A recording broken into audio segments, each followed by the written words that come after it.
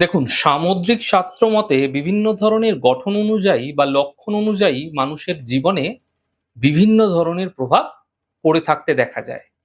তো আজকে জানবো মেয়েদের পায়ের গঠন অনুযায়ী তার ভাগ্য কিরকম হতে পারে।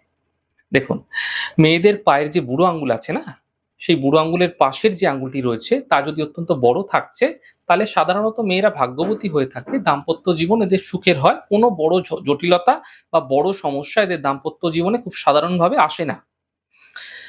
যদি পায়ের তলদেশটি মসৃণ রয়েছে এবং গোলাপি আভাযুক্ত রয়েছে, তাহলে মেয়েরা তো সুখী হয়ে থাকে, কিন্তু অল্প সমস্যাতেই এরা ভীষণভাবে ভেঙে পড়ে।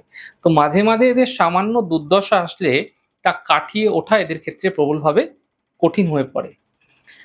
যাদের কনিষ্ঠা আঙ্গুল হাঁটার সময় মাটিতে স্পর্শ করে না, মাটিতে ছোঁয় না, তারা কিন্তু তাদের পরিবারের লজ্জা হতে পারে সেরকম ধরনের মেয়েরা।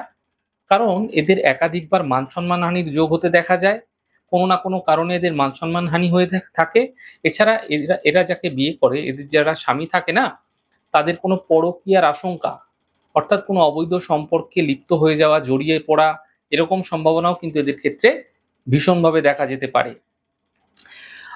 অসমান পায়ের তলা যাদের রয়েছে, তাদের মস্তিষ্ক সাধারণত জটিল প্রকৃতির হয় এবং এদের সকল কাজে কিছু না কিছু বিঘ্ন, কিছু না কিছু বাধা লেগেই থাকে সারা জীবনভর।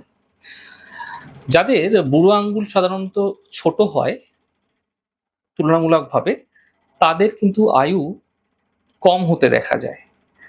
পায়ের তলদেশ, নিচের ভাগ যদি প্রশস্ত হচ্ছে এবং উঁচু গোড়ালির মেয়েরা যারা রয়েছে, তাদের অনেক সম্পর্কের জড়ানোর সম্ভাবনা প্রবল থাকে।